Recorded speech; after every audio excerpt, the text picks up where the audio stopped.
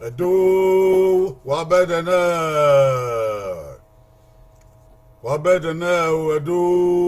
edo ya batu edo ya veve wabedene wabo wao wabava o wabota o eke nudi waye mame datuwa wabokia o asikokoma egu game aye na egu game oredo aye na wayabokia o ebonire unyegbe na wabokia o aso agbebunensi wabokia do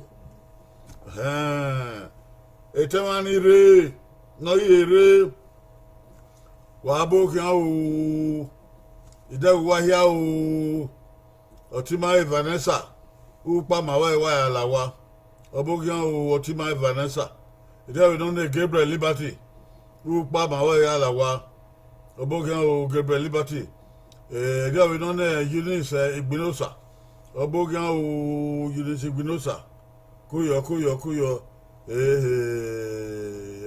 obogia odimare Monday aemu awosa agele ma wonsa lo bo awa obogia teme kuyo ko biera won reba Solomon demudia kuyo ogisa obi ekpan no wa obogia o oberi mare ba edukure magbaso nana obogia broda kuyo salobo omonze saro kuyo omonze saro akidime oberi ma obogia o akidime iba ya fe do ma ere wa de o kipia kebiku imana runye gbe na wa bokia ege u gave imana do na kun agabe to kedo aibe si wedo agibe wa re ogedo opa agabe ro na ya gosa na ya ri run gosa na he o wagima buhun koto na ne run o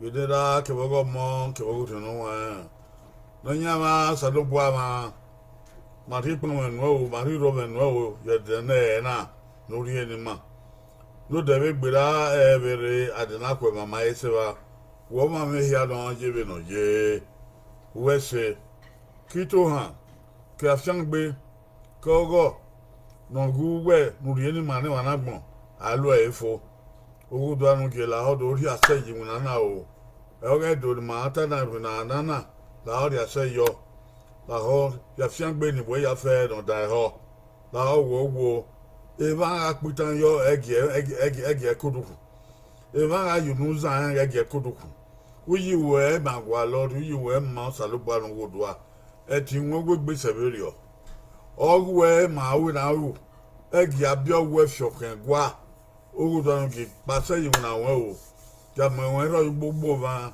Miami omuame ore bi oko ba e de na ori ni ma wo don de fian gbe ni ma o e de gbegbe ki ma ma la o da o ma pon won kan ma ro won kan de mede iwe so ro no ri mu imu ore mi ame imu ogu popo imu ge ame ogogwe imu ogun ga ama ese imu ore biebi la ho wo salobo anu wodua ma ebi anu fani akwa we ni Jesus Christ fani akwa ita doge bi abe ma gbon na no aya jagbon na mo aya so ma ya fe obo na gbon logo gebe de gie o salobo no gwale ba e gebe mi aye salobo no gwale gbe na la o de gbe na no salobo ju yi ye na won o eyan nu nya we ade la o mo se bege won ma mi a we ni wo ni Jesus Christ mo nya ma ise wa ya we ise o ise ege o gamen aye na oge do no o we do ya fe tuta o we ni baba tuta o we ni ye tuta na dai ho o salobo ori managun obe kedon be se o kedon ye so pa o salobo o ga no o salobo Miami enwa ore magun When I was a boy, I am a very action hair like Monayena. Saloba said to Sagmo, I Urupai, I dear Dawood. We are very poor, where the Damada. And was your book,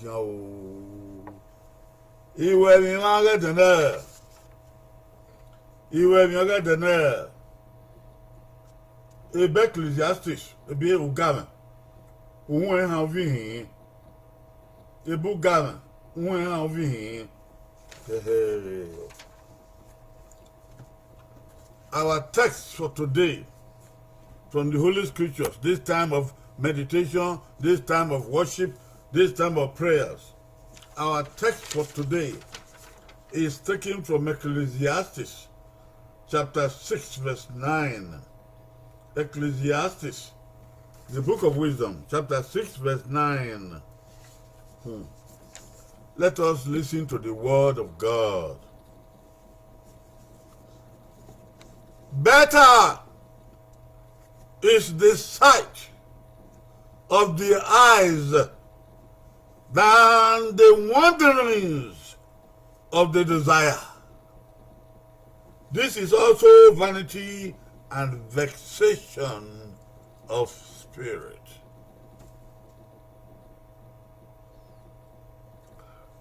This is the word of the Lord. Thanks be unto God.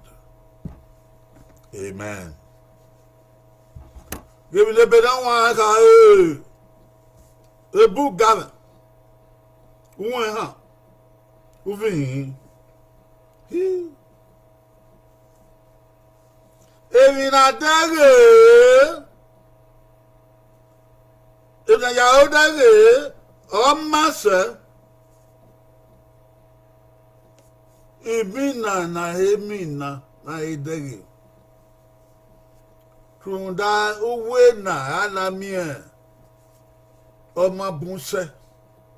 Kebe kwa. Oyo no gbeti ogowa.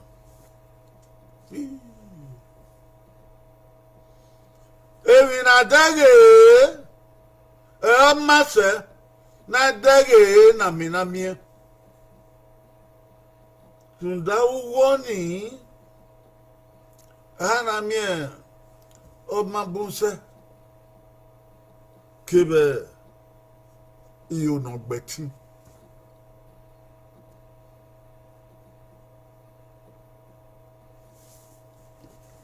Even salubwa.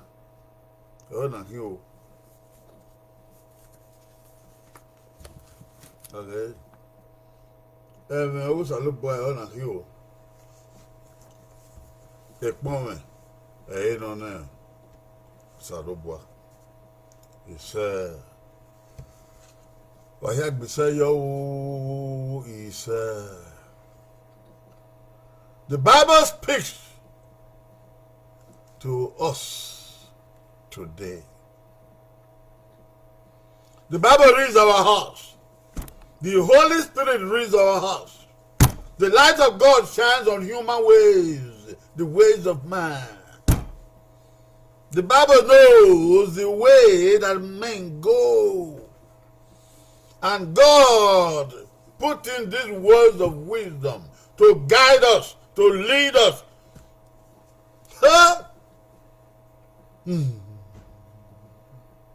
This is very serious. Better is the sight of the eyes than the wanderings of the desire. Desires have no end. Desires wander. And when desires wander in the minds of a man, the Bible says they lead to vanity and the vexation of the spirit.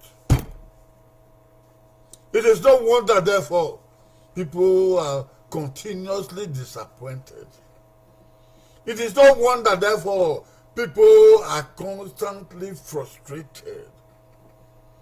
It is no wonder, therefore, even in the world of the fullness even in the world of high technology, technological achievements, unprecedented research and industrialization, even in the height of success of human achievements, human beings live in continuous vanity and vexation of the spirit. Woo! Woo! Woo! Even in the height of human achievement, the year 2021 is actually the year of achievement. The year 2021 is the beginning of the 21st century. 21st century, 2021, 20th century, 2021, one upon 20th century. The beginning of the 21st century. Hallelujah. We have so advanced. We have so achieved. We have so made. We have so become successful. We have so become rich. We have become big. We have multiplied. We have expanded. Woo!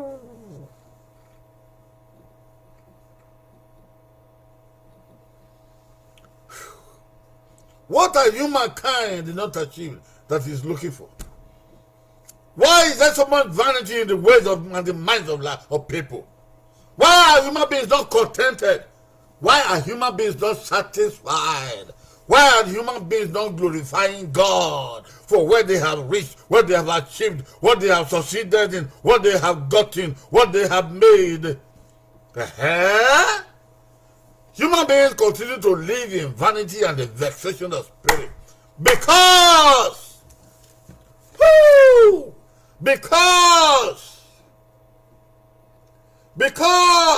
what they have in hand, what they have seen in their hand, what they have in their houses, what they have in their portfolio, what they have on their wall, the walls of fame, what they have in their garages, what they have in their yards, what they have in their parliaments, what they have in their libraries, what they have in their budgets. Yes, in their budgets, what they have, they are not satisfied. They have not heard what the Bible says. It is better. It is better. More satisfying for the sight of what you got, the sight of what you see, the sight of your eyes, the satisfaction that cometh thereof. What you have conquered, what you have achieved, what God has given you victory of, the sight of your eyes, what you have seen in the 21st century is better.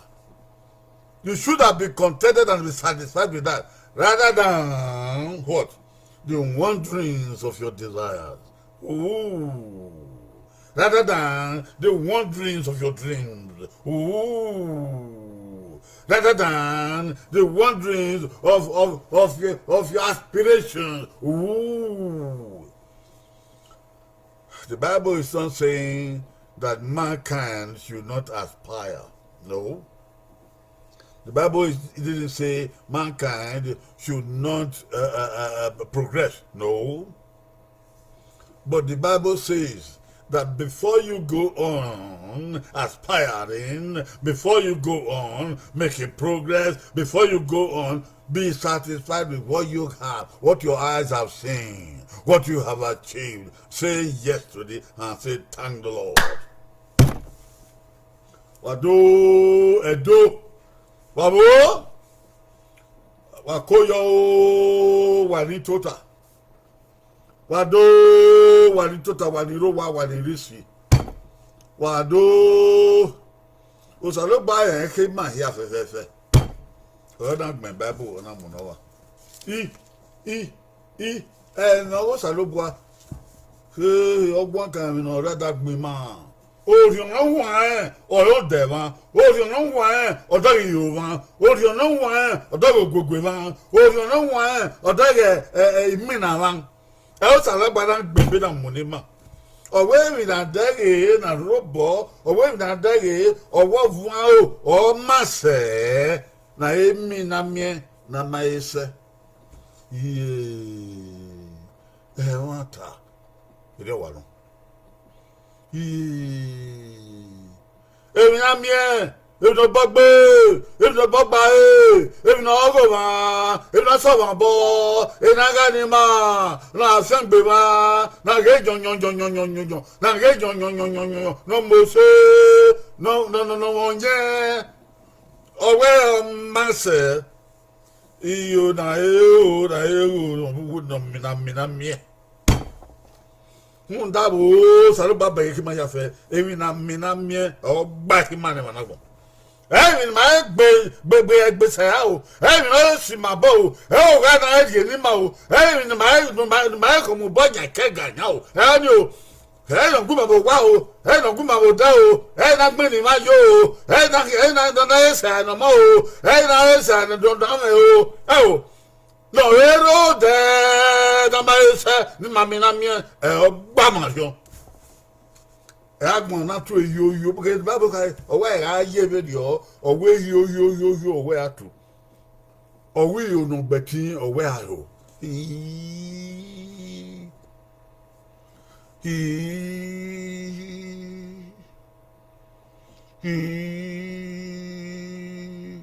gele ọmọ bùnṣẹ́ àgbọ̀n wà tó ọmọ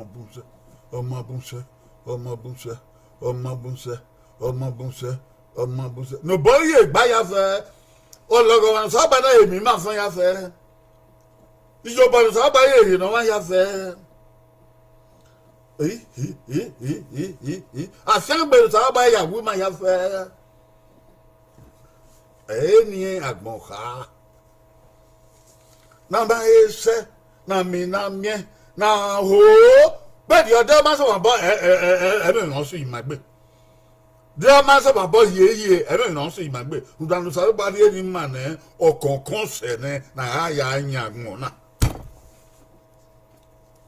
ma ya o yi ni mana gbo wa gbo de ni mana ki o ma kengun wa gbera ni ma ya o yi nbagu ebo ni ma ya o yi ni magu gbere mi no ni ma ya o yi ni ma swamba ni ma ya o yi ni ma viemba ni ma ya o yi ni ba radio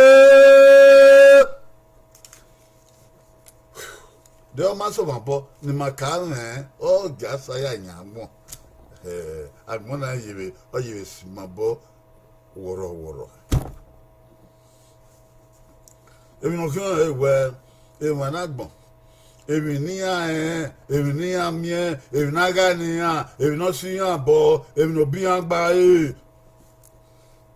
evun yan o na e won na gbon e ni aka o wa no ye lele na e ni aka o to no gba redo e ni aka ìwọ́n tẹ̀ ní wọnà náà ẹ̀ ẹ́ ta ibi èèmọ̀ ẹ̀bí ẹ̀ náà sókò yẹ mùsùlùmí ẹ̀ ní ẹ̀ka ìkó náà ẹ̀fì ọ̀dọ̀ yẹ mùsùlùmí ẹ̀ ní ẹ̀ka ugbẹ́ iná láfo ẹ̀ ní ẹ̀ka ugbẹ́ kòkò iná láfo ẹ̀ ní ẹ̀ka ugbẹ́ ọba iná láfo ẹ̀ ní ẹ̀gbọ́n kan náà yà upọ̀nà wà rẹ́pẹ̀tì náà yọ̀ fo ẹ̀ ní ẹ̀wọ́n tàrí. Igo na mu yuru o kana bia yobo yuru no gba ya fere wana o ni ntamu wa yen ka mo o ni e ka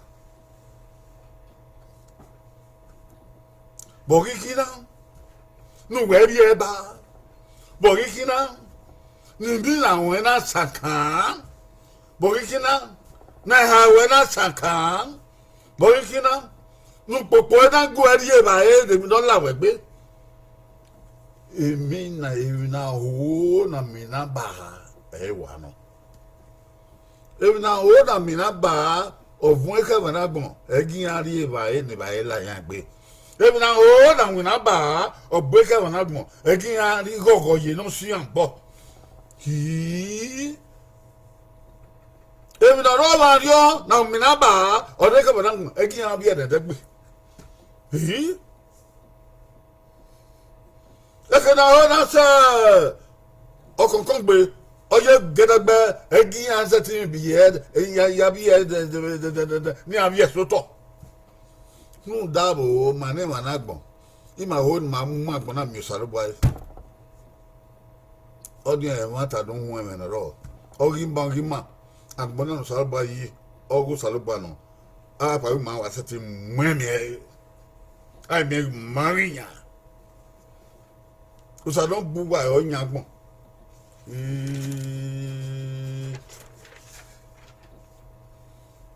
ìwà sọ̀rọ̀ dẹ̀nà ẹ̀ ọ́ ìwà èmi nà dẹ́gẹ̀ ẹ̀ má sẹ́ nà mìnàmíẹ́ okó ẹ̀dá o ẹ̀dá wàríbà èmi nà dẹ́gẹ̀ ẹ̀ má sẹ́ èmi nà miẹ́ okó rẹ̀ ẹ̀ má ta ẹ̀ wà nù. If na dage audio in a robo. If na dage audio in a me. If na dage audio ga na ogo ma. If na dage audio in Maria you wa. If na dage in my ebuku. If na dage audio in aga to bomb or agbai. If na dage audio in a chia me. If na dage audio in a modage na go sim ma bo. If na dage audio in man don't know good my ego be or good man. Evi na dage no robo e o mase na binamia evi na gbon evi ni aminamia e give no robo ri ye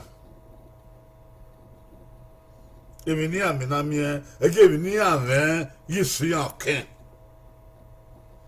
evi na aminamia e gi ani dage evi no sabo ya fiagbia ya dage ye oh man no, oh you go no, oh what no, oh that no, oh who no, oh egbe no, oh ebo no. Ibie na do. No salaba ya wuya ya fe. Ya na mi ya man dege. Na man dege runda. Na mi agwale ki abo ebu ere. Na mi agwale ki abo ebu ere. O keke bodo o ha kebo wa do saloba ya wedo iye do fiye kegbe iye do man dege a bo saloba o kan e won bobo o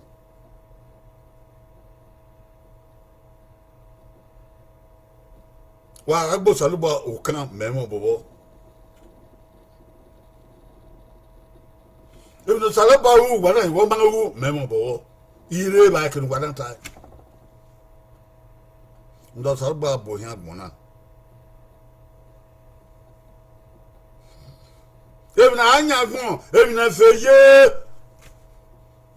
evina fureye na ga die agba na ma wa godie no salba ya wi ma na do obun gba satika ebe ni gbe na pia na ka bebi edo ibi ba bi edo ni ibi aleke ni ku na we on we booking on we bukia o mamma ba wan welle sai he no we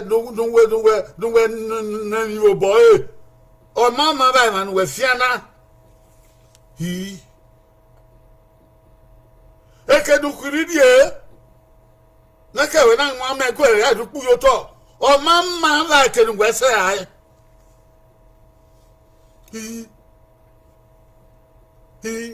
do via do no he no we ba na e ke no de no ero wa na cooking e ba na e ke no man ama tie we no de we na kuta no de do we no ba da do hu obi ado na we e ba na e ke ero wa na kokwe ba na e ke no de ero wa na kokwe we na e ke no de e ma na e ke no de eru wa na kokwe inya na eke na ma du e ma no ikare ogo wa no de eru wa wa na kokwe awa ifeko wa ifeko age mukanya sa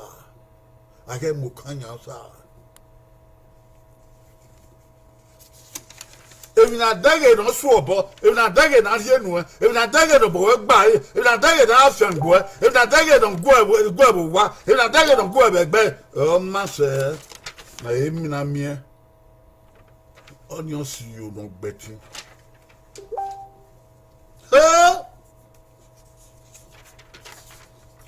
Omagera oh. Omagera oh Yehoho.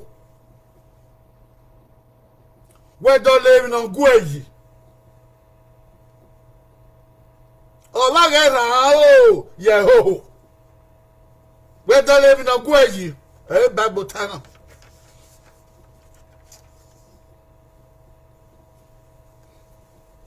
Era Yehoho. We look one wa jebe ni rigaba yi. One wa jebe yo. Ku ya ma beke ya gbaka ma me wude. Boze. Ku ya oye ni ere boze. U se gbo, u se ni we ra, u se ni ogi yue, eni yo we. Boze. Ekeni wana munde yo vient, bebu we munde yo vient. U se mwegeria. Mata. Ebe na nkwen wana ka lu gwa tie be suku, owu megedu ya woni okani no da ba inu botie. Mata.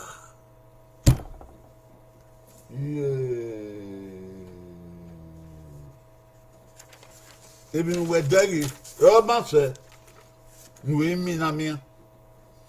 We ni ta ma won ba gbona. O po so ba mu eju. Ebi no lega wo ya fe o ma se no ma yesu obo. We gwa lo kan. O ma so e. Ama wani ma o so pon na ma so. Do we won na we se ti se kenu we ka wa ugele ho no ari na.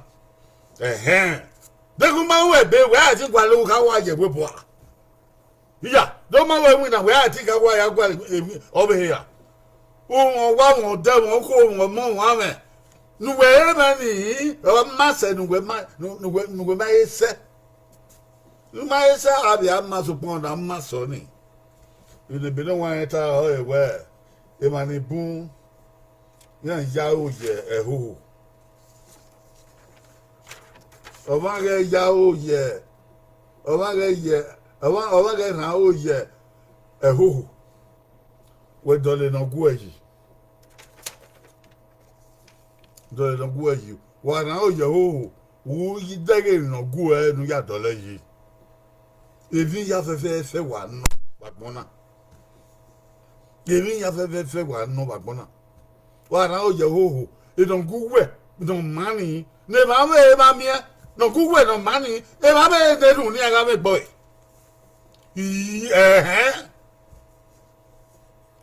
Oko nu de wa. Odo nu o me. Be don go bo se be don mase. Odo nu o me be don we mase. Be don go bo se. Be don eni se. Ikwe se ne ru ni aga e owo ko kaverio. We ge sila. Oni maso e. Uja oye no ro hiya. Oko nu de wa. Be don mo so se. Be no mase. Be no ko e mase. Be no boy mwemi se. Be no go adole yi se. Oni ma esu e. Oni ma esu e. Oni ma so kan. Oni ma so nya. Oni ma fu o. Uya ya oye no rabero. No rabero. Na le no wa e ton no wa e popon e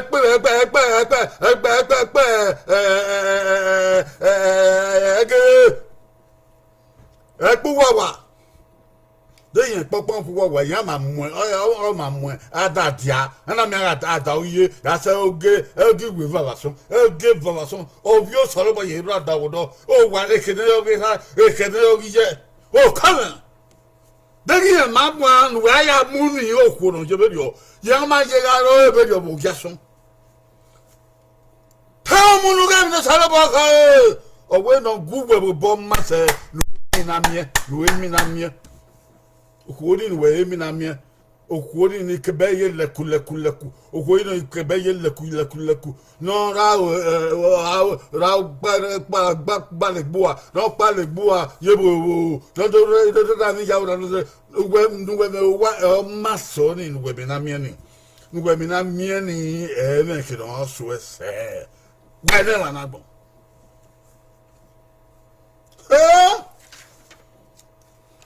no guwe wa do layi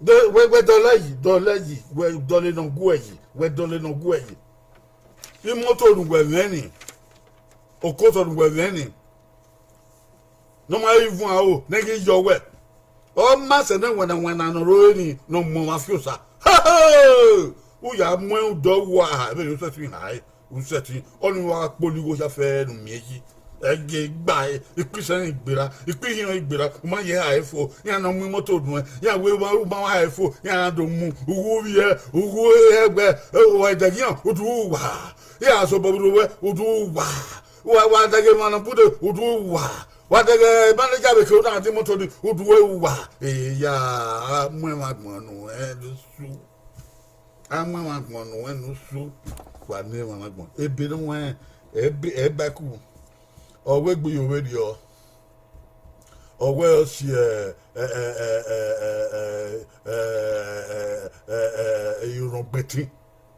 ìyọ̀nàgbẹ̀tì ebi na salubagi dọ̀ ma ó salubagi na dọ̀lọ̀ yìí ọmọ sẹ́bẹ̀ ni ẹ̀dẹ̀nìyẹn di ẹ̀dọ̀ ma kèémọ́ o èmi pẹ́kì èmi kù gbẹ̀dọ̀ dẹ́gọ̀ boko ebi alẹ́kẹ̀ náà ròyìn náà mọ̀ sẹ́ ebi náà mọ̀ wẹ̀ dọ̀líyàn yìí dẹ́ owó ìdọ̀líyàn yìí ní abẹ́ mọ̀ sẹ́ sẹ́ náà ròyìn ni gbẹ̀dọ̀ dẹ́gẹ̀ èmi pìá náà yẹ gbàgàdà nà gbẹ́bọ̀ wù nà gbẹ̀yà pọ̀bọ̀ náà nà yẹ yunifásitì nà gbẹ̀yà pọ̀bọ̀ náà wẹ́bẹ̀ dọ̀lọ́wọ̀ yìí wẹ́bẹ̀ zigo ike sukù náà wẹ́bẹ̀ mẹ́ẹ̀dì wẹ́bẹ̀ gbàdàyà yìí wẹ́bẹ̀ yíyọ̀bọ̀ náà wẹ́bẹ̀ nẹ́fù náà wẹ́bẹ̀ gẹ̀yà bẹ́ẹ̀ n'a bɛ don a kpɔ bɔ n'o mais donc y'a yɛ ukpɔ lɔri gavina ukpɔ lɔri commissioner ukpɔ lɔri administrator ukpɔ lɔri mayor ukpɔ lɔri edoge non y'a ukpɔ nɔkɔkɔ n'agbɔn wɛ dɔlɔ wɛ yi n'o bɛ seba ɛbi ko wo bi wo yɛ ɔri bɛ gavina. Namego bigo ye commissioner. Namego bigo ye director. Namego bigo ye mayor. Webe dolo weji. Yige sukuna ma ebe wo ebe riyobo na nerun na gbana yahin. We kebori we eru ma we yesuku disa yige suku we gaza okikiare we dagedo na mu yupo don kwa awiyan dendemi director dendemi yiyo awowa ti be odon do kan ore do agbofe salogbare we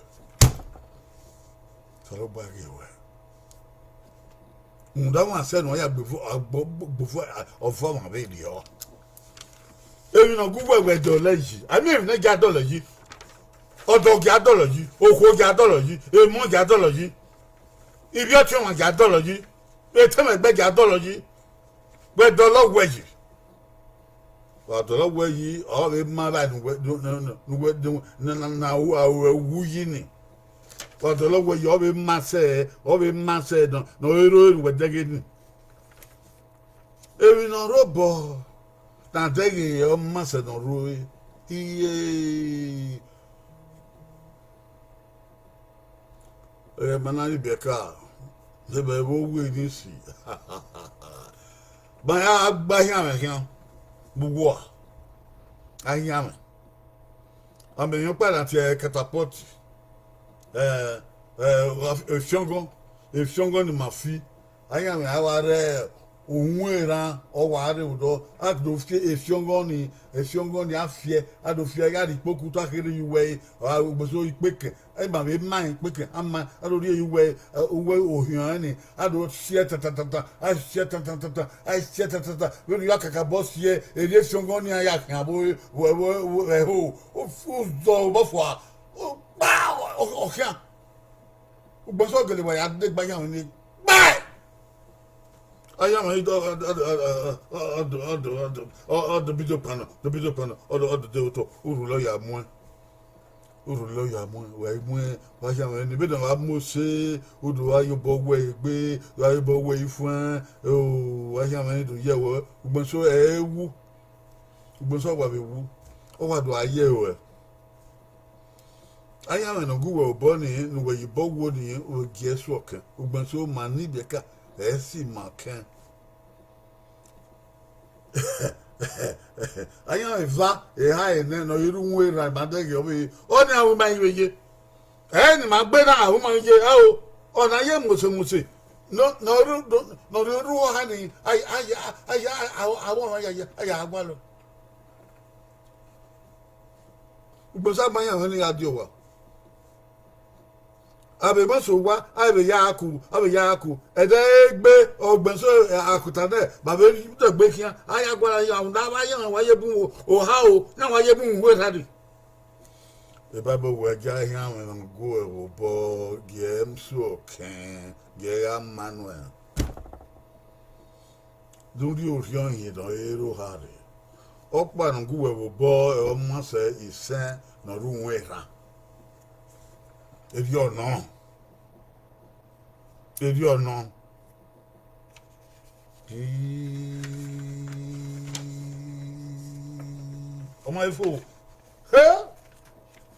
oh my fool where gay oh man oh no vu o give vu echo where gay oh man oh give vu echo o wa no ku ma yo erinje we gi o ran we fun we ko o wa no ku ma yo erinje babo ti ogun mama ya na wo ri e o ari yo ri o ma ri o hewe o ran o pe a o ran o ko ya va koko jan ya va ka kidon koko dole yi ya va koko o ke kidon koko sie koko ni mami wa gbon ewe man ni buyan wetin anwan be de oyan ma wan yeye yan soro I no give you no dollar yi ni a do pa ki yan soro ni a ihe no ro me iwuna no ro me ni oriente no ro me ni e na agwa no ro me ni e na ya wo yin bo me ni o se ade no ku na me okwo kwa ni wa ro emugo okwo ni ga ze mu o kege don bu enya o no de ge edi o me ji a de di oje ibi e mo na wa ibi egbe ni ari aga egbe edi o me ji a o wa bu iyo ma gan de di oje edi o keke o ba kwa aba emi ko no wa we se ya fe ya no da fia igo na ya le ba yi igo na ya se o wa igo na ya dupo igo na ya de ba rie igo na ya meto igo na ya de na ya izu esuku igo na ya zi bata igo na ya we yupo igo na ya yehe igo na ya we kebi o da fi an wa we o ma wo na hewe we salobo arewe we ikpen popa mu roto o dan ba ha we na da fun we ya yon akin ya salobo arewe de benen wa en ta o men we ye gie su oken gie vu en ko oh way ya o ni e be ke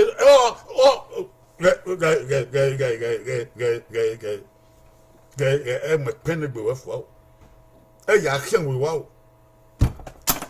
nu we ba ta ni we ge bo ni ibi ba ma ne e bi kiwo ikano e ti sikiki ni sikiki ya ti e ko ya me ro pa wo ya me ro pa bo de o wa do ko ma yo erinje ayo ni ka we de o ko wa kumu da go wa ya fe hi o we mi odun wa mo se he hi we mi be di iku mo se he mami pon ni ayo mami bata ni agba mami emi ni abjo yuru ivie kebe kan ni abjo yuru e gbe okiyan e ba ye si yan eyan na ye pe o wa you know what dolo were yi o yin o you know ri ayo o yin ru se bi wana e to pa ya pa e ru te ru kun e me na ya ru mama o you know ri abewa o wa no ku ma yo e we ayo wa ni no ku don ke ni je wa do mi ga e be ni we de ge e yoje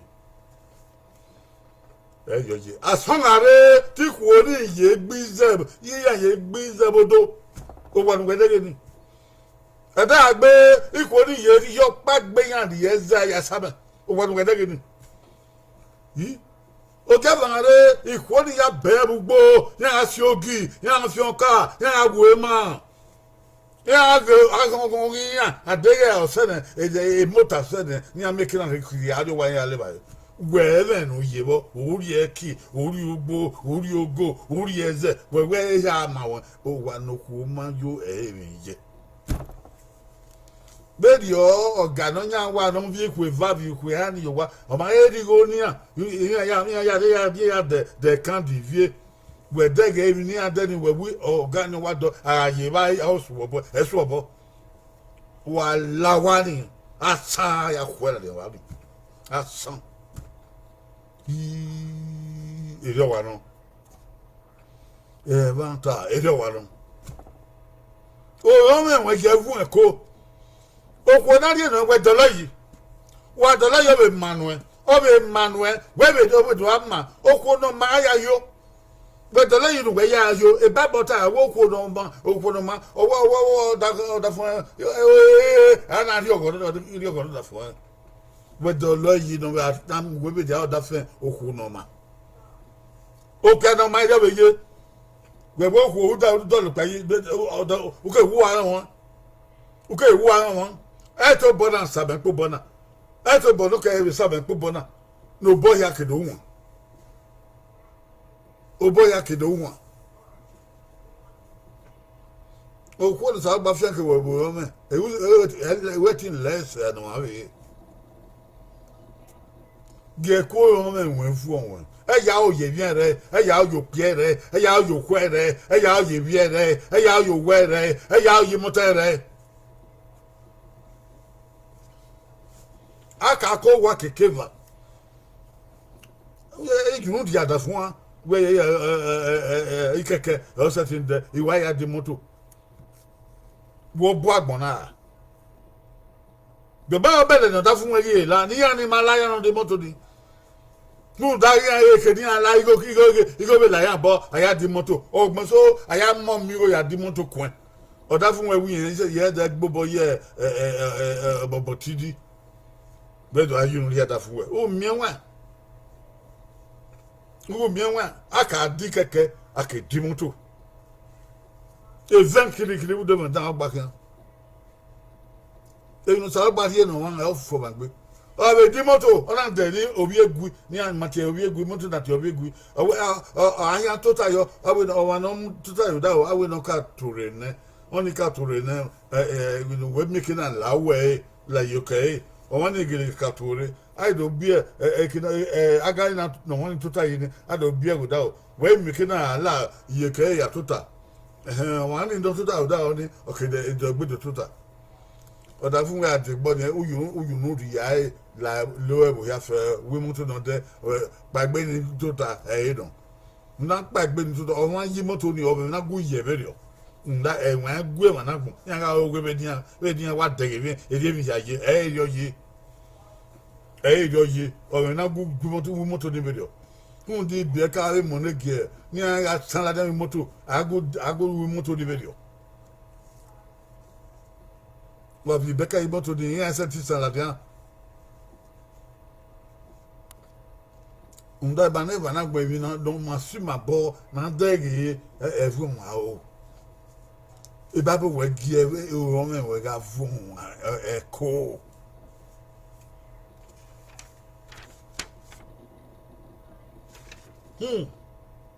de gi o me we fun we ko o gba don ko ba yo e ni je e ni ro pa ro gba ma yo ni taya iwuna no re obo aya gwale no so we ka ma oye don guwe ne o ke ya gbale e no so na iwuna no robo aya gbale no so we ka ma oye no na no guwe ne o ke ya gbale owo e no so na ge agbanu e dega e o tie e mani biore ogugwan mani biore don ya we muna mani biore don jesuku mani biore don wande no ra oye iwina no yose iwina no yose o wa ye yun de won de iwina no yose ra gbona usare bua oto amu ya la iwuna no yusu iwuna no yusu aya swen iwuna no roku ototo aya swen inwina ibiore ni bon ya nwe ala de mesuku ya ila de mesuku ndo agbe bi agwale muna agbe bi agwale muna ni agbe yi be atije ya ma riyan agbe yi be mini ya ma riyan agbe yi be dugbe ya ma riyan agbe yi be opasapoba ya ma riyan agbe yi be Port ya ma riyan agbe yi be Kaduna ya ma riyan de yo iwuna ni agbe yi ni iwuna no mai so egbe eyin ya gbon beyi de iwuna na roko ototo ogbon beyi ara tie don do wona o be ni we ya keke na ya upodon kon be dio o wa keke yan upodon rodu ku be o wa keke yan do mai mi no rodu ku be dio no rodu to wo ugbeje no rodu to na ri we rodu to oto be su pe vas pe ha abedi we be sa ya ba no rodu kun ni be ne ere ma gun ye we ka ma oye no rodu to ne even na no gu we bo we ka ma oyo we ye no rodu to ewu an we se ya se je nu o be mi ha yo be de agbe agbon be di ka ya fe abe ko we be gege ku e ya be ju kono so we gege be ju kono so we ho wo lo we yo wa di e wu ri mu na eso se ti bi age be do no yima mu da oge oge ma ge on ma ge bankwalo eso se ti bi age we eni mu da do hu yan die we ko bo we kwele we do age akoronfo a oge e don ge ma nwa o so pa ge wa na fo wa gbe obi wi na no na wo bi wi na no ami obi wi na imuna na kere ni ya kele wi na no kwa ayi ma so na ya ara no ma si agbe igo don wa no mi no upodon kokon ye wi han mi gbe ba ese ba ta ki ana ki arule oko iwu da ne kere we ka bi oni ne oge wu o e ba di we na agba no kokon da ri na ne kere nu enu we ohun ina we wi no ni but both of them win on it. We win on it. We ya oyi, o ye hin adi nu we. Uge o do ari babo. Uge o kyo bore. Ma no we ma rebebo ni taba won. Fa ya da o. Ma no rebebo, ba ni bi do rebebo. I ma de di an do mu egberi o to. Maria webodo mwegberi oto debe ni ma gawe do eri ma do gawe webo opore gba e do ma e hon da e hon ya debe ni ma tegbe mu we do longo wa eri ma do tegbe mu we webo obi ma ge gba e agi se webo ba do ando ku ewu ora da ze na ko yoto ana be ana guwere ado gbiun ana gugere na do polo ana gugere na do popa ana gugere na do fietazi ana gugere na do fietuketuke ana gugere na do devinaki na do opon evi ya fe da ya no igwo bodo ya gbo ima we ya o be se ga ya gba legun na ayo do mu ja yo vie o ba se gbogbe o so wa ne ko gbe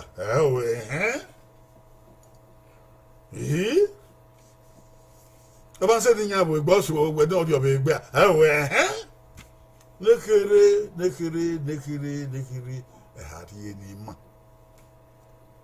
iuna nekere hadi ni ma nekere ni agi wina aga dege na wina se abedi ego ba ego abeto mamu eri ma ya se koko we bodu mi na we boni ma yena abaye ki ma ba atazeno rebo na abaye ki ma ba ye ma zeno rebo na abaye ki ma ba ye bo rebo na una dirige ba we yesa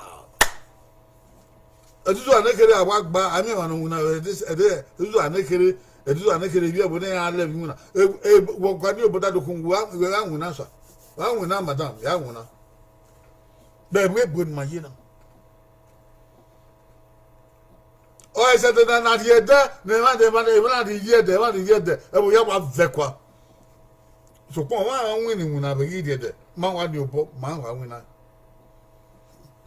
Man, winner. It can never not be able to where I will wait so. Who don't winner? It can never not go here. I will wait so wait ever. Who down winner? Why go on the other? Who down your way? Okay, or your way, or your way. Oh, where my me naked, who were well enough what? Who or way? Where I am here. You talk bad on camera. A body then, but don't cheap a wibble. A man mean when I no head coil I am when I. A dead bottom. Okay. A man mean when I no head keeping out here and I when I. Even a knocker keep being monkey by owner. I am a man with money. Oh, yeah.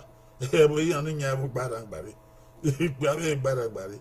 You could able to say that no, you don't boy. Am I see about other Super Bowl? My is serious.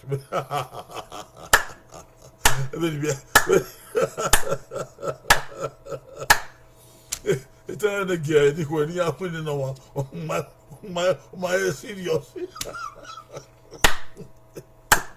Oh, my serious. Gilly. Oh, my serious. I married the car with the guy in a guy. You don't get a guy, man. Now, there is a quote. Even a buyer said, if you ever go. Nanyabo. When you were married, when you were married, you were not a Super Bowl. Oh, so boy, you get food. You tell what part okay. The bedroom where young one, you know, young one, we how well go. I got one other one, you know, or I be like a legend. Oh, dear.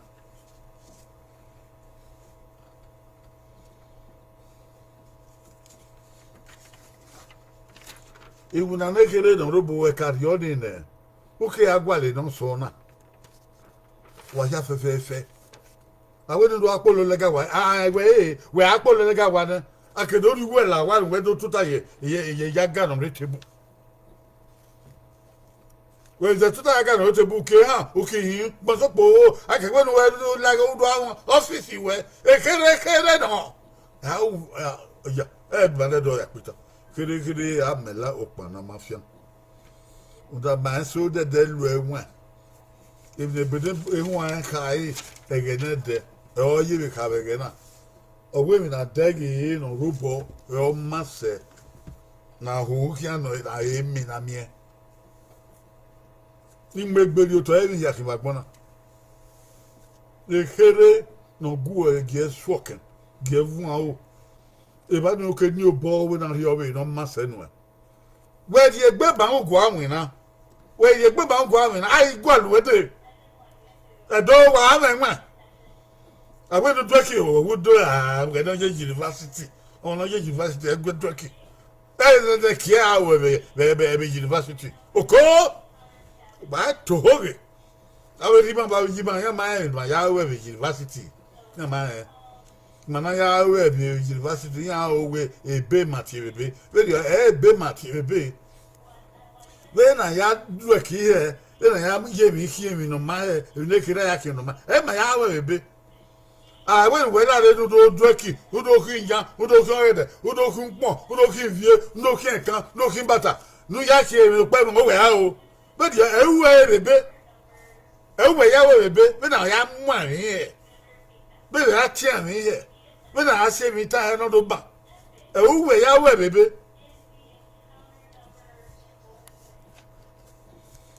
I'm about to show me. I saw the amount of land on fucking. I have a man here, and young when I am. All the hour tire motor. I tell you, Keke.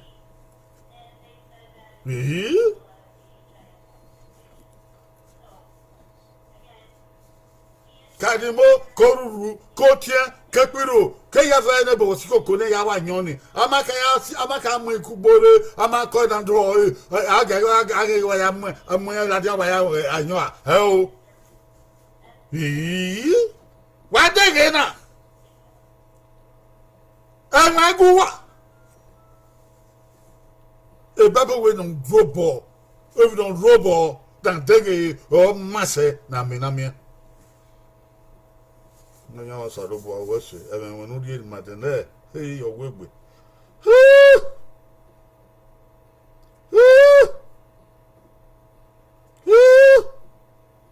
o ma ge babo a be te bono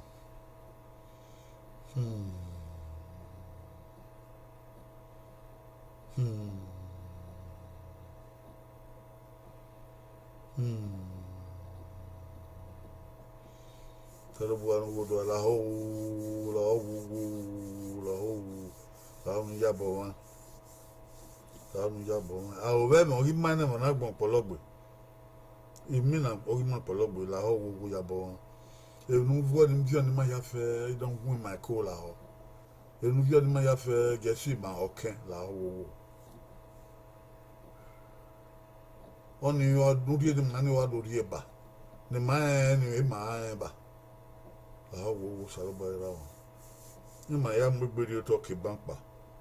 In marina we no adi yori ni ma na ya to no guma mu la d'où ni ma. Lahu ri bo ma o. Ma mbebe to ma le do dewe. Je parle be fuen na ma be fuen. Lahu eu no guman mama dolo yi la re tin mama adolo yi ma dolo da fi mai e tin mama adolo wo ki mai e to ni mama adolo e mo yi mai e to ni mama adolo o wa yi ma dolo da yi e tin mama adolo o mai bu ku ma dolo yi e tin mama adolo su ko won yi e tin mama adolo so su won yi o go do anogi e ru ni ma wa na gwa le no ro da o ma gwa le miracle salo gba ma la ori ti ni mama ado lo nwi ni maye we make na fiangbe ni we ni ma no make na mo ani ma la wo salo ba mo ni ma ri yan o to wa be ni Jesu Christ to wa fiangbe wa o we ni Jesu Christ fiangbe wa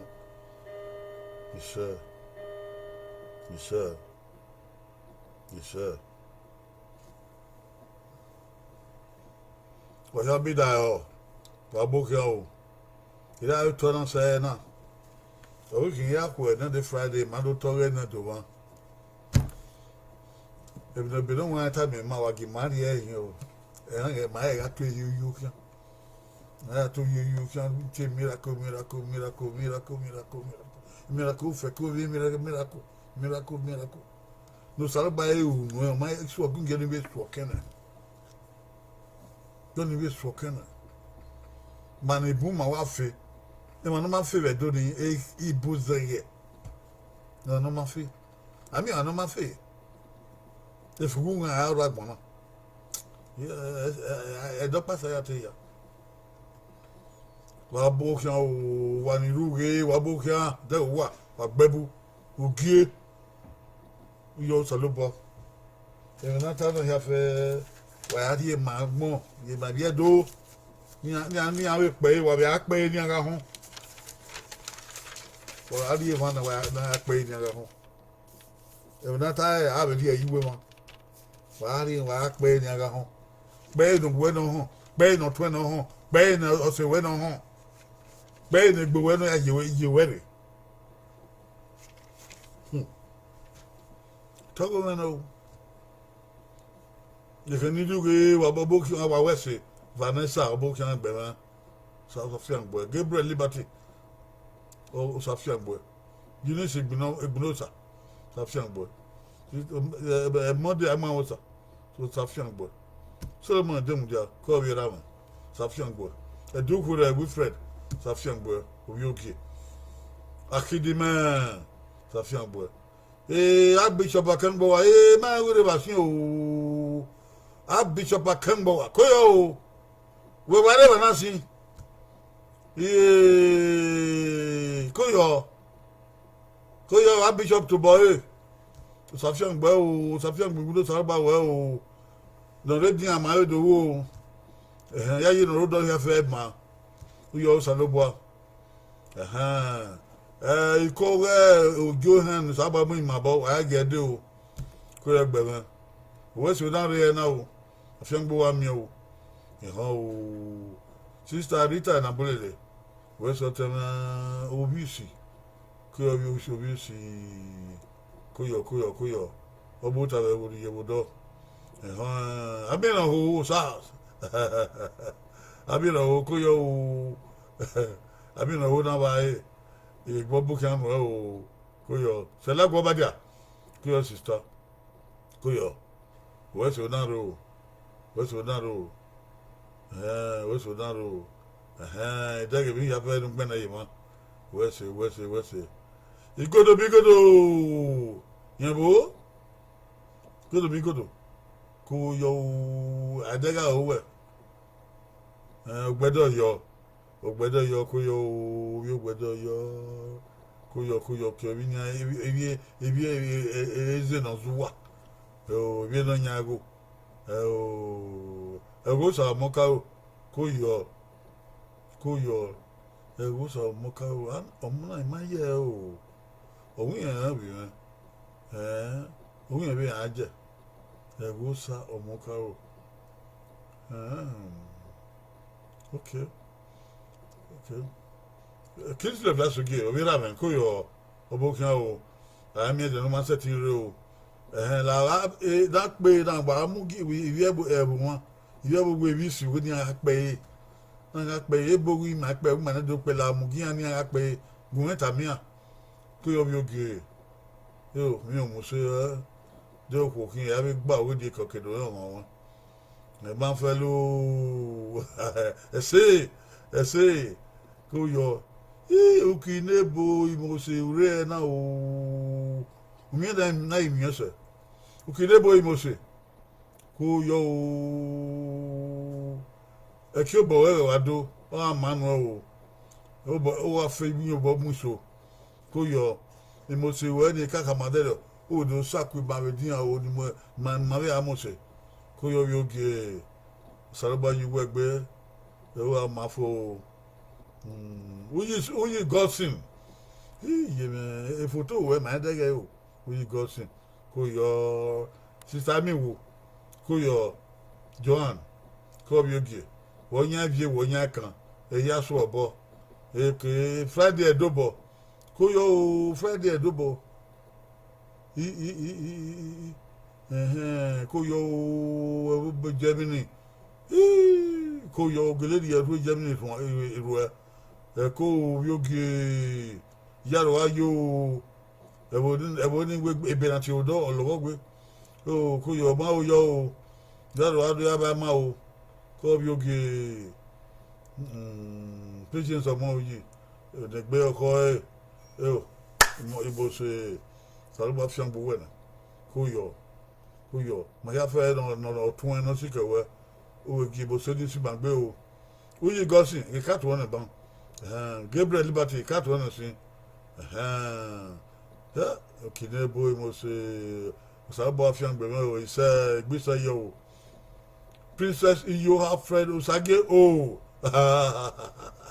ira be de we buru we yewo Niger College wo ye Niger College Niger College ni o aya so college amuyedo do ni etenwe no dia ya yo we wa yo even away my where here oh Manuel tesi made uban we de basin ko yo obokin o tesi obokin o linear no show din me we re won ko yo sister e won ma re wekin Saloboa fian gbo we de ri futu kan yo oko odan we ri yo we na kan o we na ki e photo oye muse the kidneys festus ko brother o ka we de dio we so ege wi o ko egbe ba Liberty Gabriel ko yo wo ye ama Already ani yesu gie. Ona yesu ho. Okay. Obokin o. Wa ya fe wa wo wado wa wo dedo. O baba do wa wiye do. Okin ya kwe o. But e wo bagbe o. Ma buyo. Ore do wa buyo o. Ise afiangbe do wa mi o. Ise Eni Jesu Christi. Ise Bababa. I'm done.